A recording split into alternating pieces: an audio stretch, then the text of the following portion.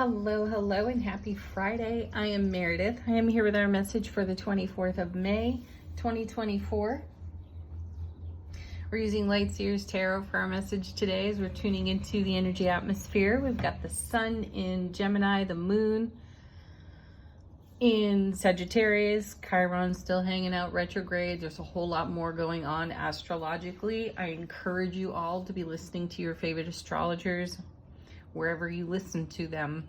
All right, let's get into the cards today. What's on offer to us? Our first is, hey, strength.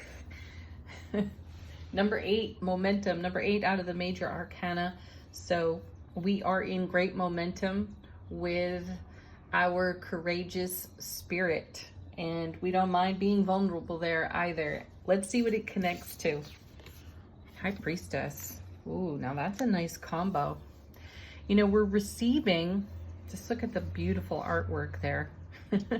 We're receiving really profound intuitive messages. And you know from tuning into this channel on the regular just how often we see this message. We've seen a lot of the Queen of Cups. We've certainly seen the High Priestess pepper these readings a lot lately.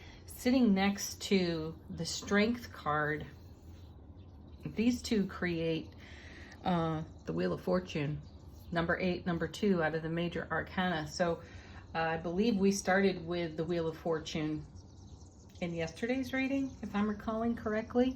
So that influence is here yet again today when you add these two cards together. Have the courage to be vulnerable enough to follow through on your intuitive messages. And my sense of that is, you know, we also saw the Tower and the Star recently.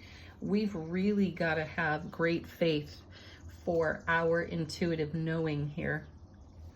You know, it's something that perhaps we've talked ourselves out of before, and we've experienced the consequence of that. And we're being shown that this is, in particular, a time where we cannot allow ourselves to be talked out of it.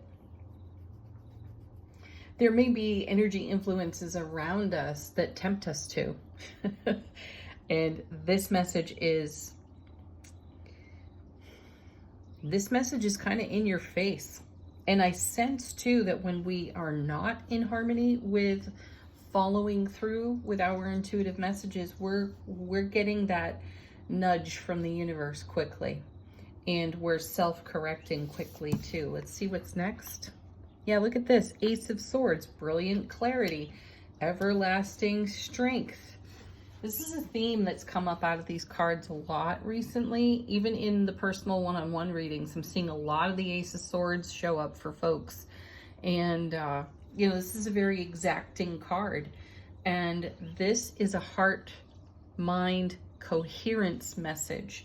And that's where the field, you know, the intuition is fueled within the field of your sphere of influence.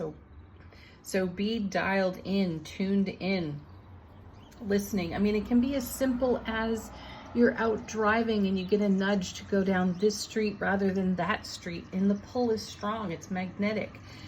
Do it. You never know what you're gonna run into there, what surprises and delights await you there. Or you may be spared something as well and you find out about it later.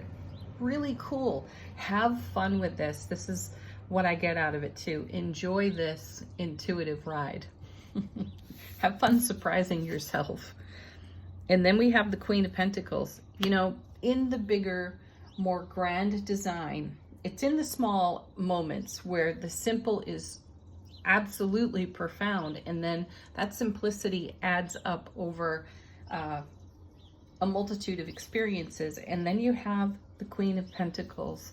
She, like the King, is amazing at being here in the now, totally grounded, very centered, and investing in the oncoming. And what you do now in the small, simple, profound moments, as they add up with one another, is that you create a great wave within your own ripple effect and produce results that are in keeping with all those amazing Cups cards that we see, or when we turn over the Ten of Pentacles and, you know, get a peek at our legacy of happiness. So this is very key right now. The atmosphere is absolutely charged with signs and intuitive direction and guidance. So tap into that and use it to your highest and greatest potentials. And look at that. Wow, just to confirm it, 2 aces in the main body of the reading. Here's the Ace of Cups, confirming all those cup cards that I mentioned just moments ago. So here it is. Love, bliss, joy, happiness on overflow comes out of your divine union with self-relationship, hearing your own inner voice, being your own oracle crystal ball for every moment of your life experience. And how do you want to charge those moments? How do you want to build on those moments? That's what this Queen of Pentacles is encouraging us to do. The more you are in alignment, in harmony with your own divine destiny of guidance from your inner oracle, inner intuitive gifts, the more bliss, joy, and happiness that you create on your foundation, and that becomes the infinity loop for you. Fabulous. Go for it, folks. What's on the bottom of the deck? How is the universe helping us behind the scenes? 8 of Pentacles. Keep doing what you're doing because it works for you. So yeah, more momentum there. And this is a card too. I like how it's done in Light Seers Tarot. You see a cycle with the moon phase that's showing up there in the cards. There's a cycle. There's a rhythm to all things. And our participation in that cycle, in that rhythm, is being guided by our intuitive blessings. So let's channel this and continue on the journey to our legacy of happiness in this suit of coins here, because this 8 is, you know, an integral card when it comes to creating your legacy of happiness. This card is often spoken of as a boring card in tarot, like, oh ho hum, I have to keep doing this to create that. This is actually a journey of excitement, because once we reach that 10 of coins, 10 of pentacles, and we recognize that we've added yet another layer of happiness to our foundation that has a vibe that's rippling out through our sphere of influence and creating more and better and up-leveling all the time, why would we not want to keep doing what we're doing, especially when it's working for us? So celebrate the heck out of this particular 8. There's nothing boring about it. Seriously, look, there it is. Pardon. There's the 10 of coins showing up. See, card witching. So you jump right from the 8 to the 10. Because you're doing this over here. Layer upon layer, ripple upon ripple of the happiness that you are investing in you and your experience, because you are allowing yourself to follow through on the messages, signs, and symbols, the serendipities that you receive. Excellent. Next, 8 of Cups. Wow, 3 8s now in the reading. That's fantastic. And that 8 of Cups right there has been with us quite a bit lately. And it brings us back to the recent eclipse energy. And I feel that we have all been in a great integration of the rare and uncommon energies that blessed us through the eclipse, and the rare and uncommon energies that are blessing us through these shifts and changes with Pluto. Remember that Pluto is an outer planet. It does rule Scorpio. Its energy is very deep, and we've had a short period of integration and adjustment while it moved into Aquarius in January. Now it's retrograded back to Capricorn at the beginning of this month and stays there until October. So this is an amazing time for us to use that retrograding energy of Pluto to do the deep journey work, the deep journey play with our intuition. I have the sense that this is a message of just how incredible it is for us to wake up into the depth of our sensitivities. And I mean sensitivities in a really positive way. The way we are sensitive to our intuitive blessings. This is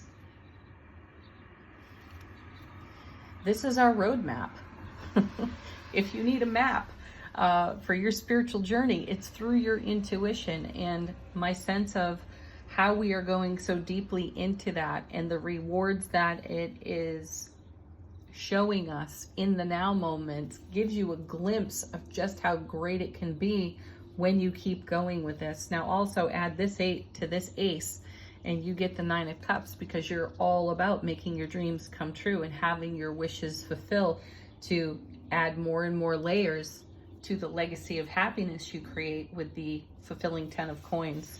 Next, King of Swords. I really like seeing the King of Swords here. Another card that's been with us a little more often. Divine masculine energy, taking action with decisiveness when it comes, and discernment when it comes to making choice and decision for how we go along this journey. So there's nothing impetuous about this king at all. There are no impetuous cards here, which gives you encouragement for tuning in deeply to your gifts and allowing them to be your guiding force. And then the 9 of Wands. Great card. You can go the distance. You are going the distance. You have the fortitude, you have the endurance for it, and you have the discernment to make really great decisions as you journey along into the fabulous layers of your legacy of happiness. So keep going. The key there is to celebrate your intuition. All right, angel answers. If you have a question, a query, or looking for confirmation, you put it to the deck while I shuffle. Let the cards be your answer.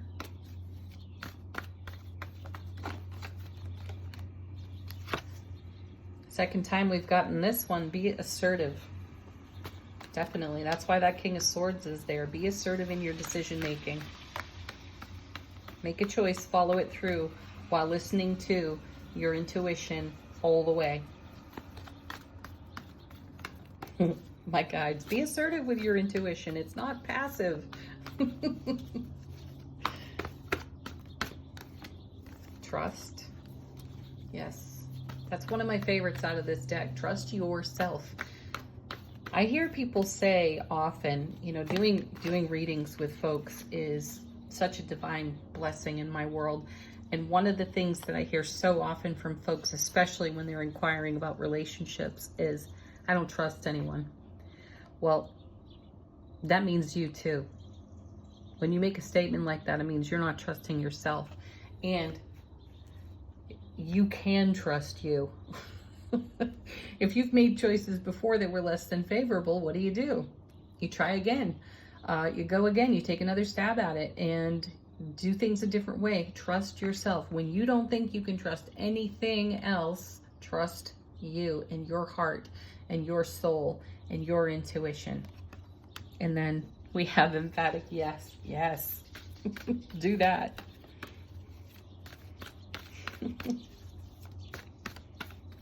And for those of you with a yes/no question, there's your yes.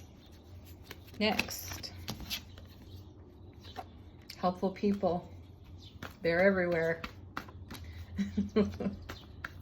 You know, when you're undecided, when you are attempting to make a choice or a decision, go to your fan club, go to your besties. They're the ones that are, you know, rooting for you, cheering for you. And likely they have a different perspective than you do that could be very valuable. One more card.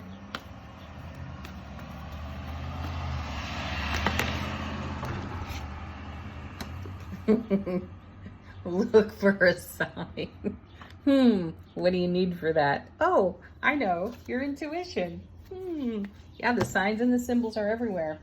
Final word on the reading from the Soul Power deck. How is our soulful presence informing our waking consciousness?